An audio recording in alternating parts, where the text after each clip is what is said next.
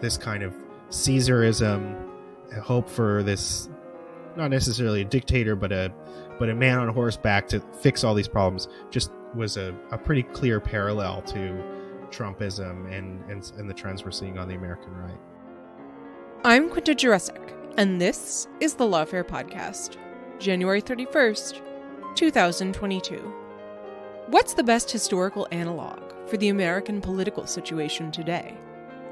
Often, pundits will compare the current age of rising polarization and increasing political violence to the era preceding the Civil War. If they're alarmed and looking for a European analogy, sometimes they'll point to Weimar Germany. But another point of comparison from pre-war Europe might be more apt. The French Third Republic, from the late 19th century leading up to World War II. Today on the podcast, Lawfare managing editor Jacob Schulz and I spoke with John Ganz, who writes the Substack newsletter Unpopular Front and is working on a book about American politics in the 1990s.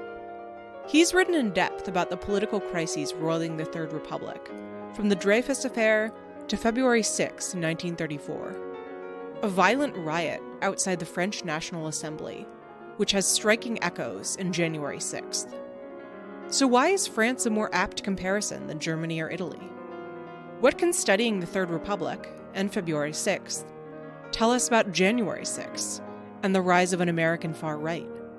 And what might we learn from the striking differences between how French civil society responded to February 6th, as opposed to the more muted American response to a similar riot almost 90 years later?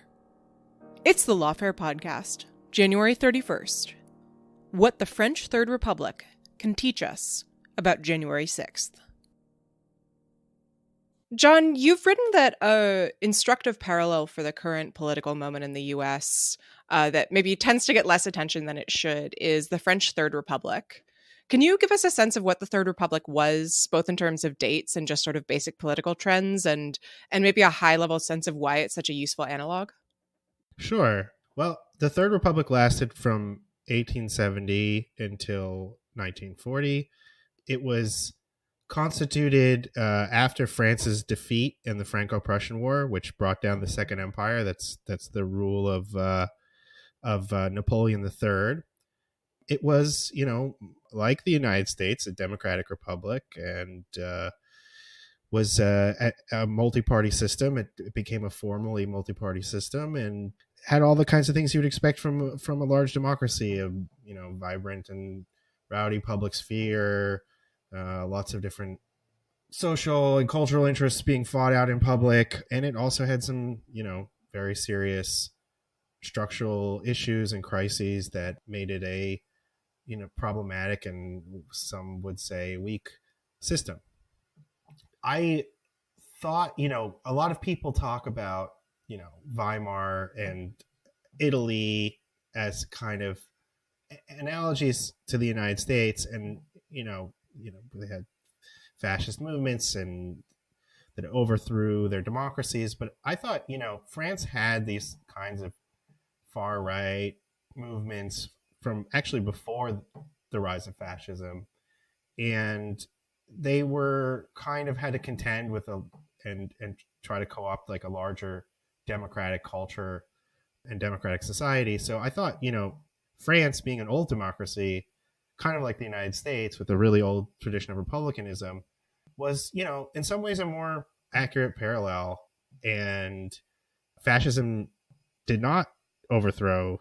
I mean, it created serious crises for the Third Republic, but it didn't overthrow it. The Third Republic fell because of the defeat in the Second World War. So, I thought it was just could offer a more interesting set of parallels to the United States than the more classical stories about European fascism coming from Italy or Germany.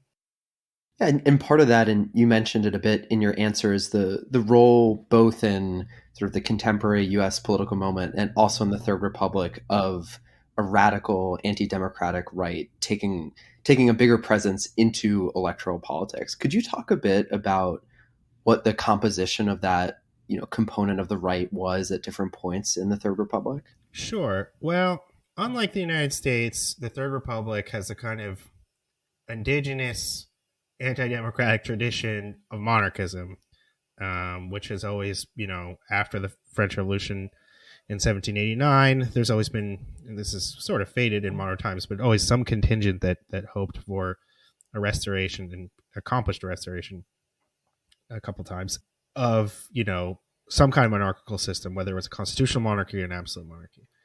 Then, there was the tradition of Bonapartism, which was not monarchical, wanting to restore the king, but hoping for some kind of military dictatorship, centralizing the country. So there's those two kind of anti-democratic traditions. Their relationships to republicanism is complicated because sometimes monarchical parties would do very well. And Bonapartism was a product of the French Revolution. So its attitude towards, the ideals of the French Revolution, liberté, fraternité, égalité, were complex. So there was a kind of new birth after sort of the fading of Bonapartism and monarchism, which were old ideologies or old systems. There was a birth of a kind of new nationalism, which was focused on some special essence of the French people and country that was hostile to external enemies like Germany, the hereditary enemy, and also internal corruption, or the perception of internal corruption by ethnic minorities, by leftists.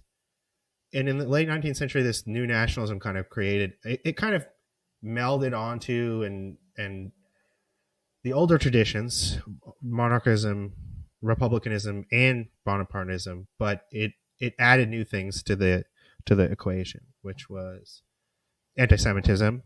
Look, in Europe, especially in Catholic Europe, there's usually some tradition of anti-Jewish prejudice, but anti-Semitism is a political ideology that organized parties, that was part of a program, that was envisioned a whole politics around it, was really something that emerged in the late 19th century. So this was a new part of the French anti-democratic right, a relatively new part of the French anti-democratic right, that sort of offered an explanation of the crises that the country was facing in terms of modernization, industrialization, which was putting a lot of pressure and very disruptive for, the lives of many people. And this was a country that was becoming industrialized, experiencing modern capitalism, and it's kind of the old order of peasants and artisans was giving way to something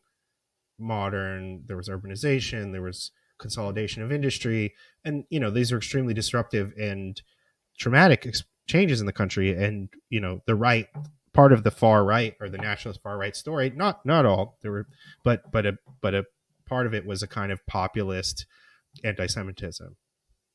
So yeah, there was a transformation in the late 19th century where France's nationalist right starts to look less like something you would associate with the 19th century, and more like, not exactly in every respect like a fascist movement, but there were things that you could recognize as being similar. There's one other thing. There was after the Franco-Prussian War, there was this is an important thing to note. There was a wounded nationalism to do with the loss of Alsace-Lorraine, and there was a desire for revenge, and so there was a national consciousness of being wronged, and a feeling that some solution had to be radical solution had to be offered for the reconquest of Alsace-Lorraine. So this general Boulanger, offered himself as this sort of providential solution to this problem, who would reunite the country and lead it against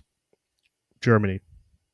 Really, what's strange, and this is where things start to look a little bit fascist, you'd have to say, is that he attracted interest from all sections, from the reactionary right, and then from even sections of the left, who were becoming disillusioned with the parliamentary regime and were looking for some kind of new energetic form of government, and had never been quite sold on living in a democratic republic, partly because of negative experiences to do with the Paris Commune, which is a whole nother story. But there was a kind of new synthesis of politics around these sort of hoping for a strongman figure that would lead a national regeneration and a new kind of politics. So there was a searching around for a new kind of politics. Describing it as a searching for a new kind of politics is useful, and I think to me speaks to why this comparison between the US now and the Third Republic and the era you're writing about is so telling. I mean, so you sketched in some detail what the kind of the French right looked like in this period and how it was leaning toward something perhaps approaching fascism, but certainly something that was sort of a authoritarian mass movement with characteristics that, looking back, we find kind of disturbing. Can you talk a little bit about maybe how that compares to the extreme right that we're seeing in the US today, and why it's a useful comparison, specifically focusing on the political right? Well, I think it's a useful comparison in a number of different ways. So I think that basically what you have in France is, for a very long time, there's a desire among many different movements that don't really entirely coalesce, who are kind of searching around for some kind of providential authoritarian solution to the frustrations and corruption that they associate with the Republic. And they wax and wane in strength depending on the international situation, depending on the internal politics, but it's a long-lasting tradition, and they sort of put their hopes on different figures at different times. There are also these massive public controversies, which you might call culture wars. Like, there's the Dreyfus Affair, where, it was a false accusation against the Jewish army officer that he committed treason. It turned out to be basically he didn't do it, and then there was a cover up to try to kind of frame him, because it became a question of the honor of the army. And this kind of, it divided the society in two, where there was a division between these two types of nationalism, or one could say two types of nationalism and a patriotism. The nationalist side of this said, he's an alien. He's not really French. And the honor of French history, tradition, institutions is a question here, and is being revised or corrupted by the other side. The other side said, no, the fundamental thing here is France is the country of universal human rights. France is the country of the French Revolution. We don't falsely imprison people. This is frame people. So this is an outrage against justice. And I think what's similar here is that there's two different conceptions of nationalism, kind of like we have in the United States, where you have an open civic nationalism that kind of views the constitutional rights and pluralism and civic participation as being, the main thing about makes you American. And then another kind of nationalism, which either racially or ideologically kind of imagine something more substantial, where it's not just like, oh, if you follow the creed, the American creed, you're American, but they imagine, either rooted in something racial or in some imaginary conception of America's past. And I saw a real parallel between those two different conceptions of nationalism, and one being the one that's, definitely held by the far right and sections of the American right, and one that's, held by liberals, progressives, some leftists. So I think that the fixation on national decline and decadence is another real serious parallel between the far right of the Third Republic and the far right of the United States today. The sense that there is some strength or national substance that's being sapped, usually by some kind of internal enemy. Usually it could be some kind of process or abstraction, but usually kind of personified into a, usually kind of foreign or a leftist or something like that, or leftists or foreigners, or usually sometimes, hopefully, you could even get those all in one person, as the case was. So yeah, there's a fixation on national decline, and there's a hope for a politics that will bust through the, decadent and immobile politics of the democracy and replace it with something, kind of dynamic and robust and bold, and undo this system, this corruption. And I just thought, this kind of Caesarism, you could call it, hope for this, not necessarily a dictator, but a man on horseback to fix all these problems, just, was a pretty clear parallel to Trumpism and the trends we're seeing on the American right. So at the beginning of your answer there, you mentioned the Dreyfus Affair. And one thing that I've noticed in your writing is one aspect of the Dreyfus Affair that you talk about as being sort of the birth of a new type of politics that took us all the way to what ended up happening on February 6th, which we'll talk about a bit later, is this real acceleration of conspiratorial thinking and of sort of conspiratorial thinking as a component of domestic politics. Could you talk a bit more about that specifically, right? I think for some people that will really have shades of what's going on today with, corruption narratives, conspiratorial narratives, and stuff like that.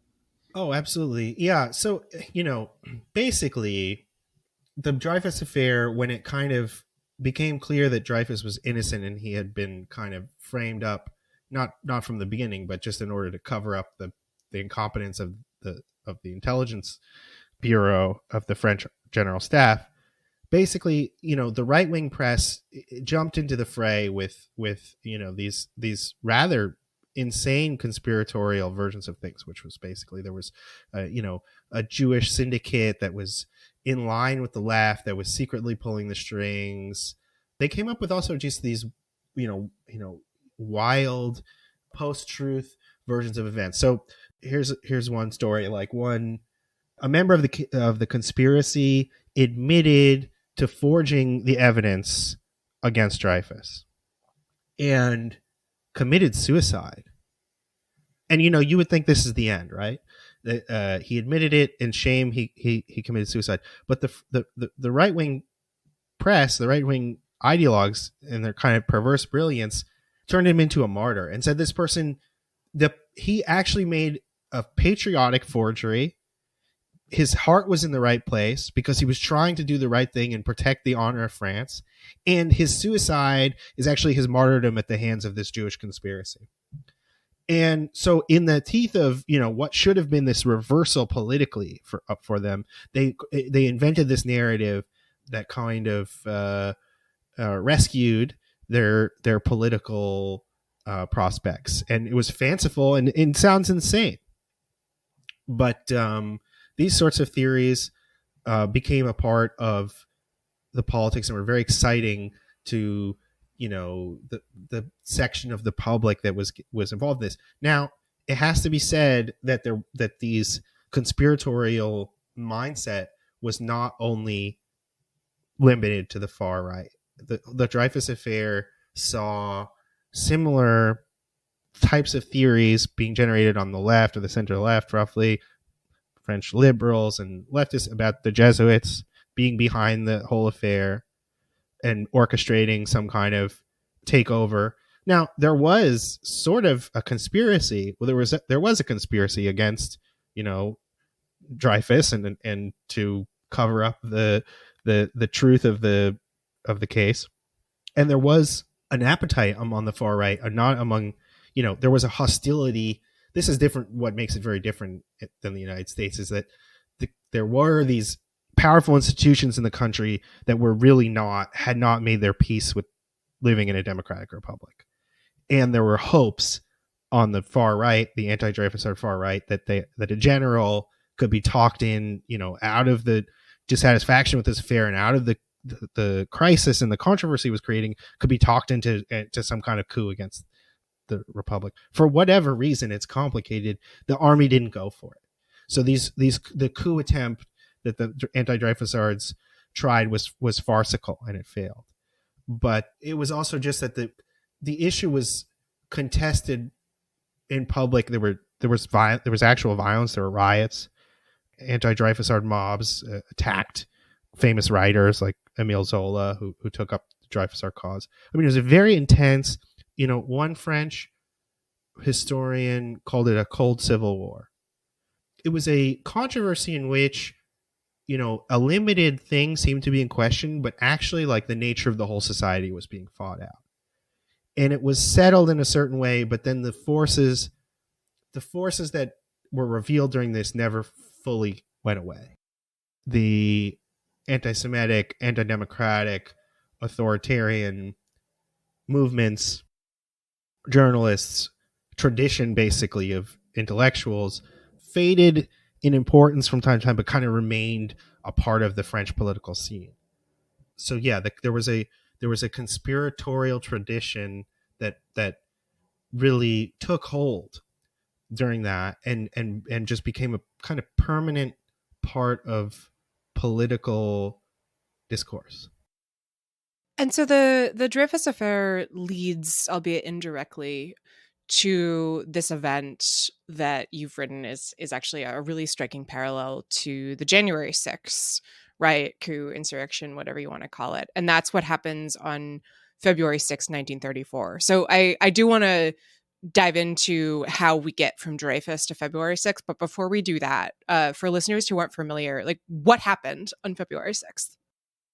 So basically, France was in the teeth of the Depression, which was not as bad as it was for other European countries of the United States. There was a massive scandal, that was a little bit like Jeffrey Epstein. There was a kind of a swindler and crook who had all these connections with the elite of the Third Republic and the establishment parties, the establishment left liberal party, but also had a lot of ties to people on the right and the far right.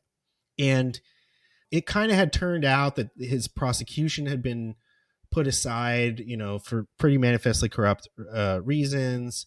He was Jewish, which created a lot of fuel to the anti-Semitic press. And finally, the prosecutors decided to go after him. The French cops cornered him. He was killed, and then this became a whole conspiracy that the cops killed him intentionally to make a cover up. So this was seized upon as an event that showed the corruption of the whole regime. And a police captain or the prefect of the Paris police, in the process of the kind of government trying to deal with the aftermath of the crisis, was dismissed. And he was a real far righty who was a famous skullcracker, loved to set the cops on communist and socialist workers, very popular at the far right.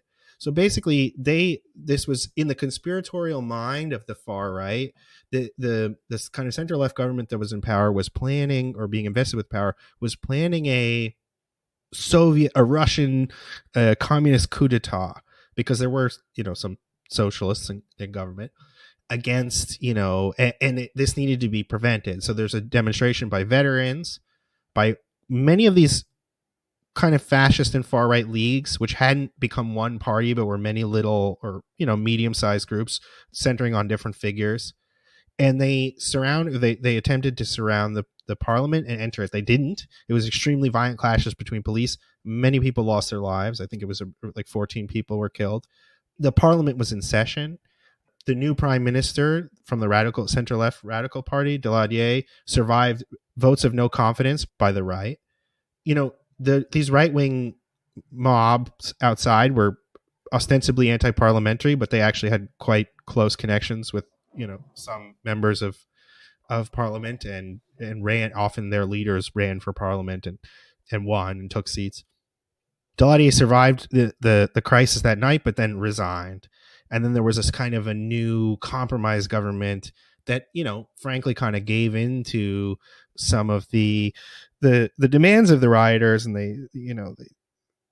they got rid of the center left government. A kind of more center right leaning government was constituted, and that kind of tamped down the immediate crisis. But then the far right sort of saw their power, and some of the far right groups grew a great deal. But the other thing it did was it created, so after the First World War and the revolution in Russia, the Socialist Party, the SFIO, the French section of the Socialist International, split into two: a Communist Party and a Socialist Party with different political strategies, beliefs.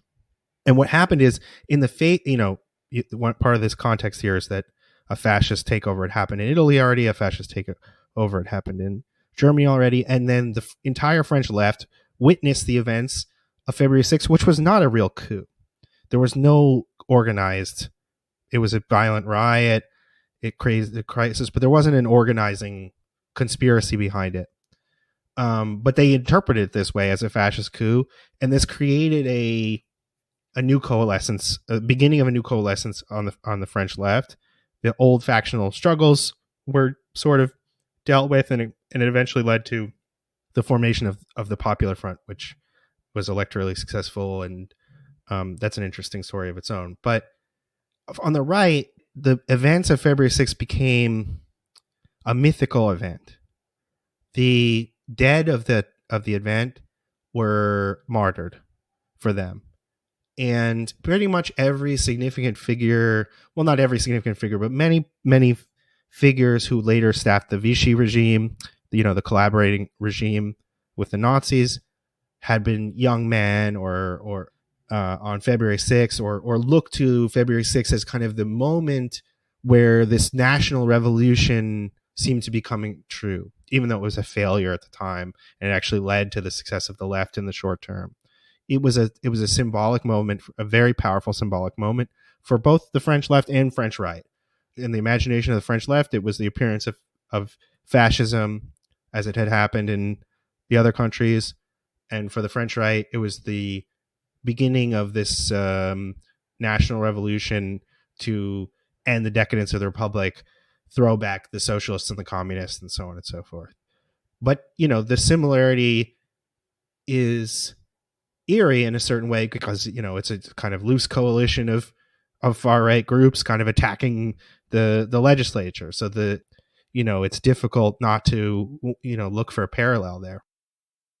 It's also not too hard to see your previous answer about Dreyfus. It's not too hard to see how the one can sort of lead to the other, even if in a vague sense, right? When you inject these conspiratorial ideas about the political ruling class, that can lead to a certain place. Yeah, absolutely. And, some of the figures were still alive, so the head of the French Socialist Party, Léon Blum, in his youth had been an ardent Dreyfusard. And most of the old names of the French right wing press and some of the organizations dated back to the time of the Dreyfus Affair. So it was almost like, and it kind of continues up to the present day, is like almost every single crisis after the Dreyfus Affair is refighting the terms of the Dreyfus Affair in certain ways. So some of the same figures are involved, some same grudges, and a lot of the same ideological themes.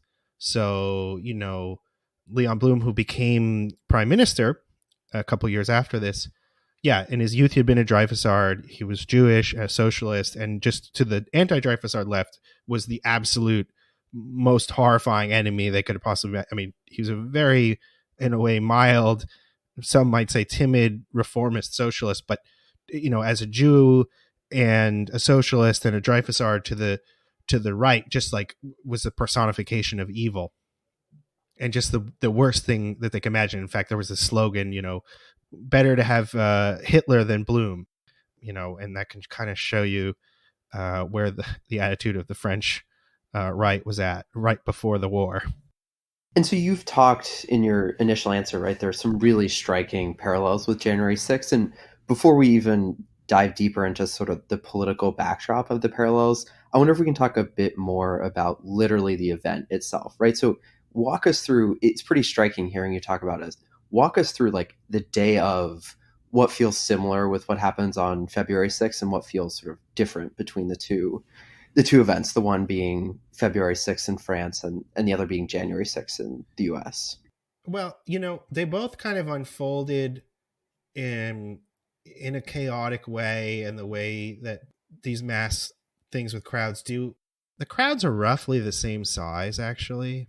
The biggest difference is that no single figure directed the February 6th group to try to take the parliament. This was sort of just, what mood, because of the depth of the crisis that they perceived, what mood took there was no rally from which they came. They all kind of surrounded, and one of the groups sort of refrained, one of the groups that actually became politically successful, refrained from the worst violence, probably because they saw that politically, like, they weren't going to be able to overthrow the government and it just wasn't worth it. The police successfully prevented the rioters from entering the parliament on February 6th through, just open firing and also doing cavalry charges with sabers, and this made the public response to the event all the more fraught, because, like, there was a belief on the right, not even necessarily the far right, that the police response was an overreaction and brutal. And, many of the people who were in the crowd were veterans of the First World War. So, their deaths or their injuries were, something that the public was extremely sensitive about. But again, both crowds contained a large number of veterans. These organizations both contain people, not mostly from the working classes, but from sort of middle class professions, small business owners. And a lot of these people had relatively secure social backgrounds that had become more precarious and under the conditions of the Depression. So there's a real social parallel between the composition of the crowds, both in terms of their background and the fact there were lots of veterans. The things going on in Parliament it wasn't just a symbolic, like the vote counting or that was going on January 6th. It wasn't a symbolic procedure. There was actual parliamentary business going on that they were trying to disrupt it, there were real votes that took place in the teeth of the crisis. There was these no confidence votes by the right-wing deputies trying to overthrow the center-left figure. But yeah, in both cases there was alliances between the crowds outside and the politicians, and certain politicians inside who had connections with these groups. And the monarchist part of the French far right by this was not the leading section. But a lot of the appeals of the groups that were, rioting were put in the language of the French Revolution of 1789, the Republic, and so on and so forth. Any insurrection that takes place in France that's an automatic tradition to call upon makes a lot of sense. It's a hallowed tradition. And in a similar way, you kind of see these throwbacks in the American far right and to 1776 and the Revolution and so on and so forth, and our Republican tradition. So yeah, these are the parallels that I see. I mean, what is much different is the response of the left. I mean, the left in France was a mass movement, deeply integrated with the labor movement, and in the aftermath of February 6th, they organized a general strike, a one-day general strike in the country against fascism. And, as I said, it sort of led to this popular front of the different leftist groups coalescing. So there was a mass, this was sort of a mass riot, insurrection, whatever you want to call it. And there was a mass response, a mass demonstration response, which is not something you really saw in the United States after January 6th. We have politicians denounce it.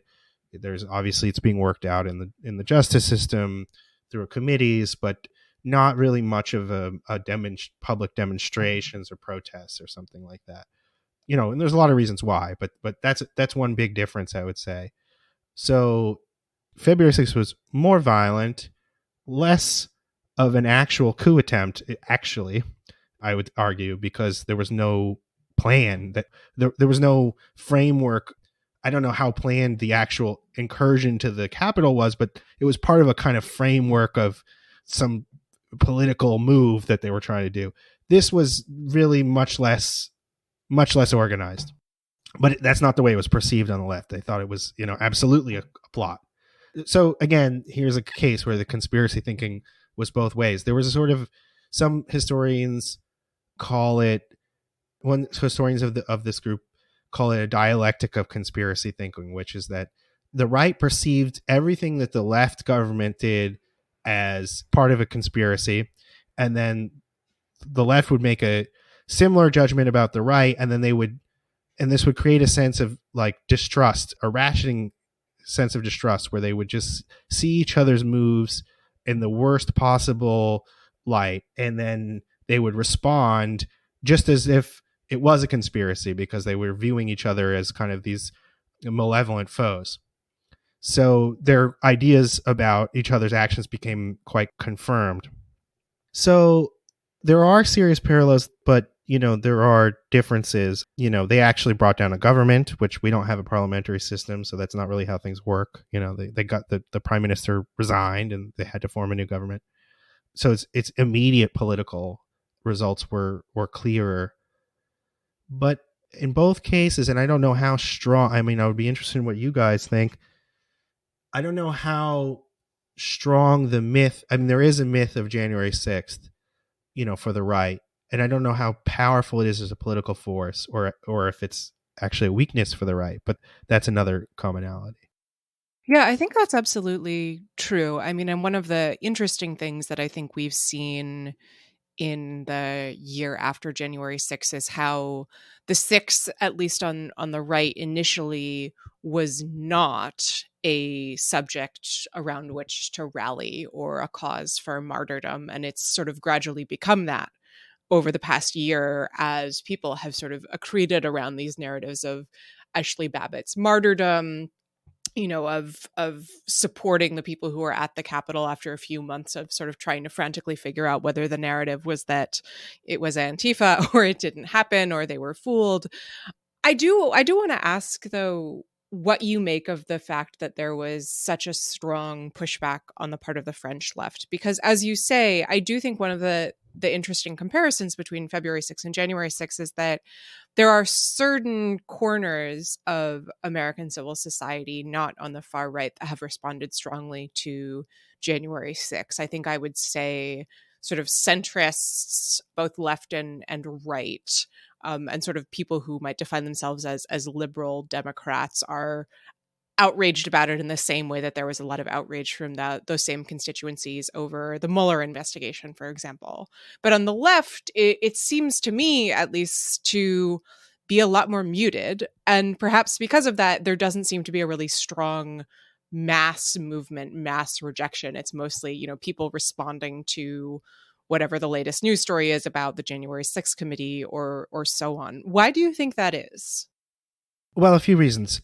First of all, we're talking about very different societies. That has to, as fruitful as these analogies, I think, are, we should recognize the differences and the disanalogies, which I think are just as illuminating sometimes. France was an industrial country in the classic mode at this time, with a mass working class who worked on factory floors, doing heavy industries, was organized into labor unions. These labor unions were integrated into left-wing politics, and the left-wing parties, in the face of, various crises or political needs that could call on these workers to strike or to make demonstrations. So there was a mass organized left, which the labor movement in the United States is moribund. The industrial and social basis of the country has changed a great deal. We had sit down strikes in the 30s, and our society appeared more similar to this in the past. But so the society has changed a great deal. That's one part of it, and the role the left plays has played another part of it. Unfortunately, I think the Trump era began with the appearance of mass rejection of Trumpism through these big demonstrations like the Women's March. And then, this kind of tapered off.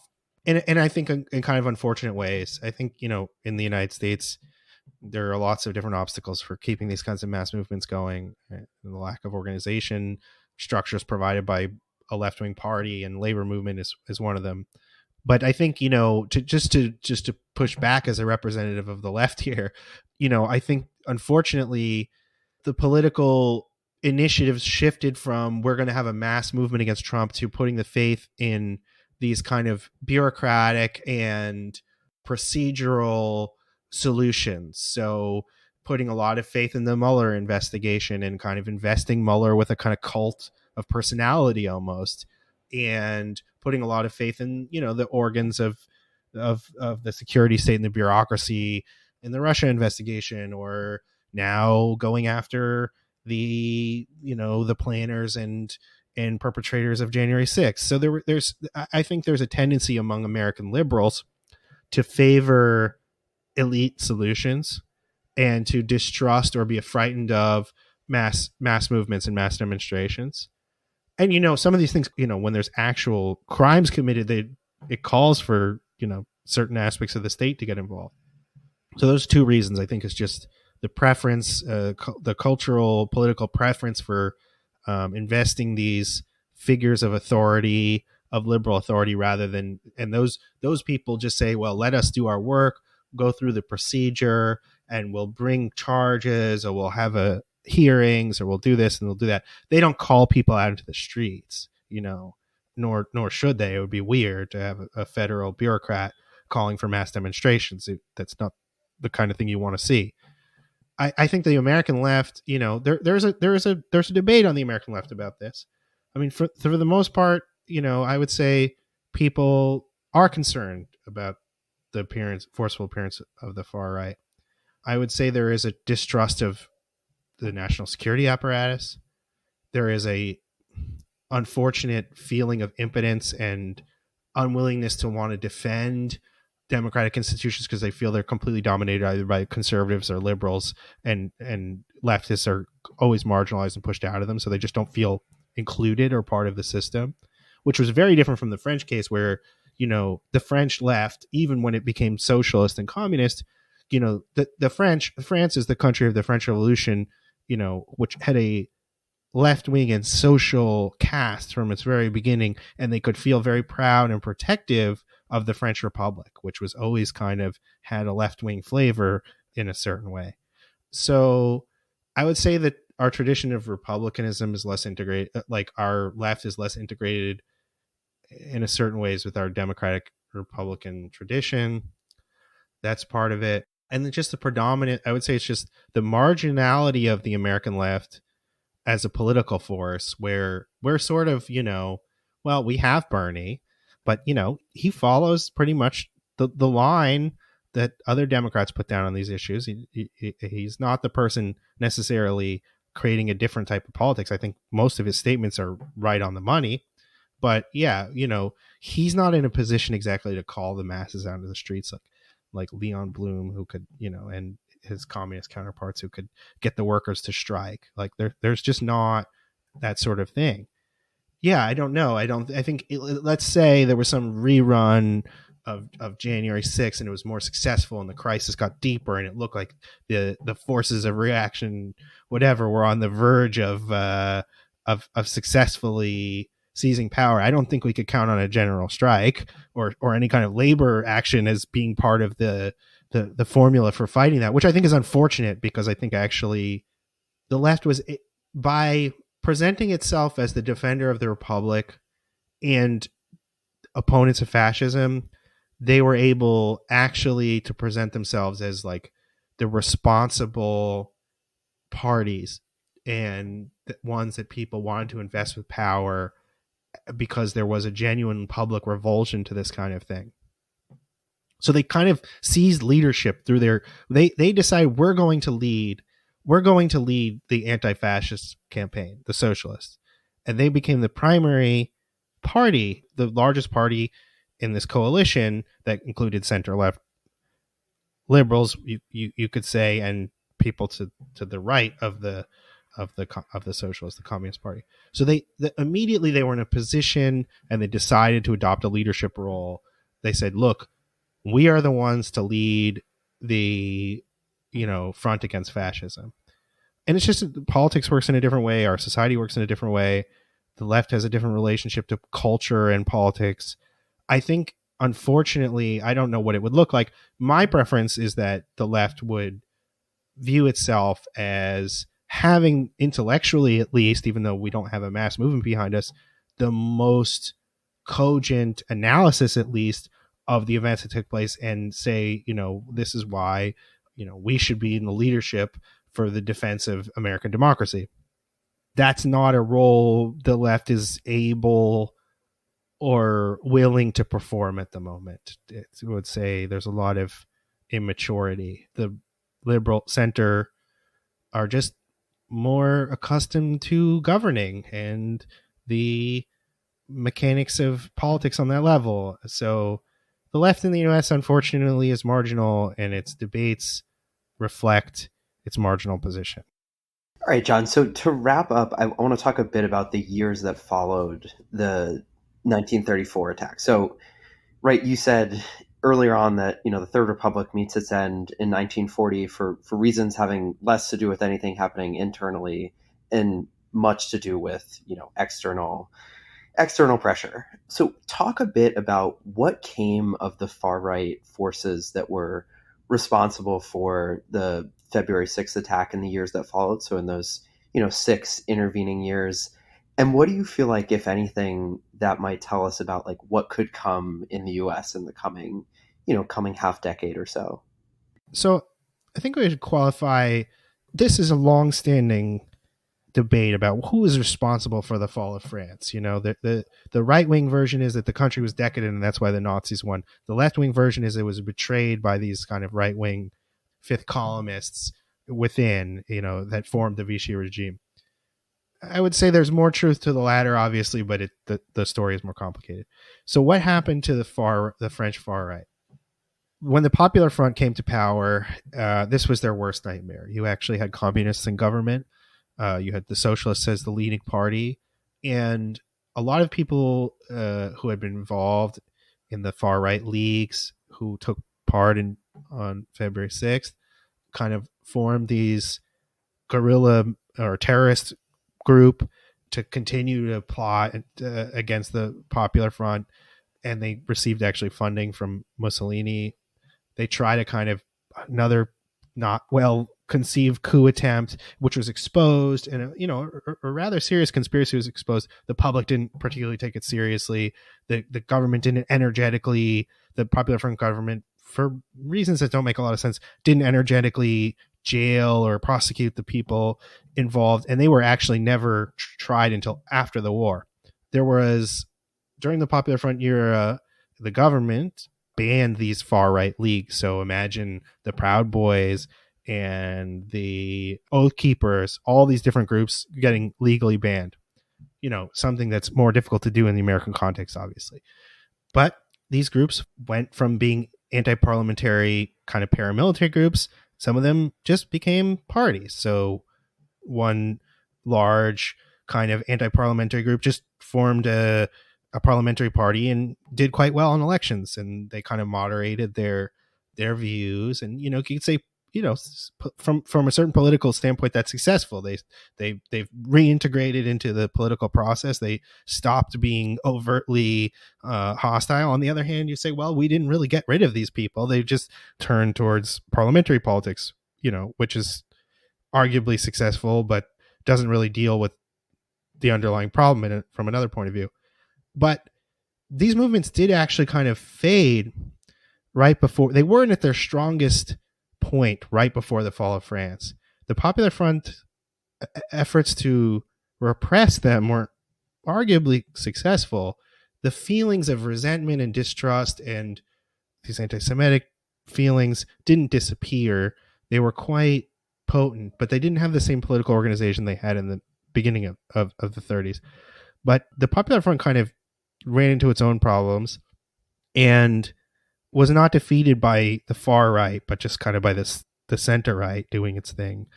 And when the fall of France happened, a lot of the people who ended up staffing Vichy, became enthusiastic collaborators, had been members of the leagues leadership of the leagues who had appeared on February 6th, and had the same people who had tried to do this terrorist campaign during the Popular Front years, all became political figures and staffers of the Vichy regime. Some of them, out of nationalism, you have to give them credit, became resistance. Their anti-German nationalism their patriotism won out and they couldn't quite bring themselves to collaborate and they joined the resistance. There are some quite far right people who did not become collaborators and stayed and became resistance.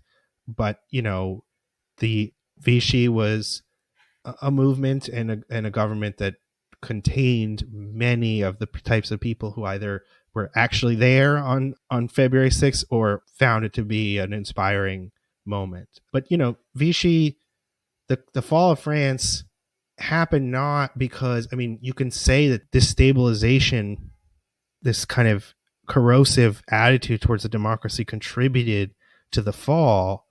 But, it happened for many complicated reasons. It wasn't brought down like the other European countries by these internal movements. And there's this famous thesis by French historians about the immunity of French democracy to fascism. And they say, well, first of all, these movements weren't really that fascist to begin with. Second of all, it's clear that the normal political process kind of won out. Normal politics won out over these street parliamentary movements trying to enforce their will on the public. And there's a newer school of historians that say, actually, these movements did really deeply affect the politics of the era, and they need to be understood as seriously causing instability and damage to French democracy in that period. And they have to be understood as part of the story of the collapse, not just something that was turned back successfully. So, I think that's important to think about.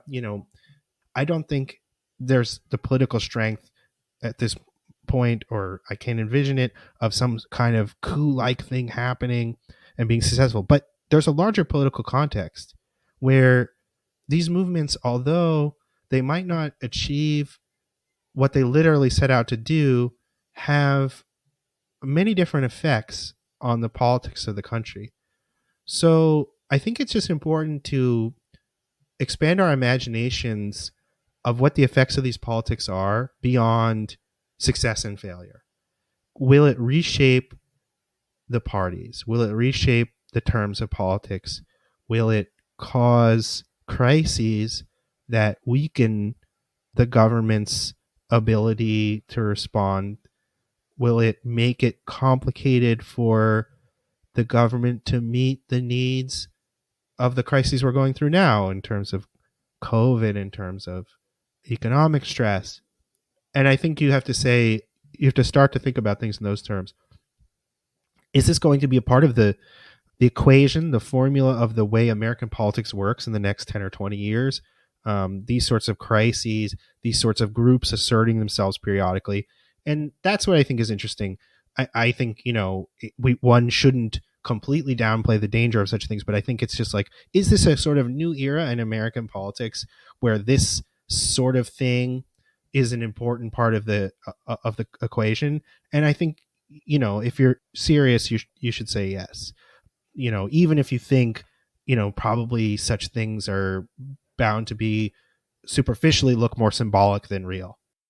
I think that is a appropriately nuanced yet ominous note to end on. So, John, thank you so much for coming on the show. Oh, thanks, guys. I really appreciated it, and it was a lot of fun. Thanks. The Lawfare podcast is produced in cooperation with the Brookings Institution. Please share the podcast and give us a review. And go to thelawfarestore.com for brand new Lawfare pens, lanyards, t-shirts, and socks. The podcast is edited by Jen Patya-Howell, and our audio engineer this week was Hamza Shadu of Goat Rodeo. Our music is performed by Sophia Yan. As always, thanks for listening.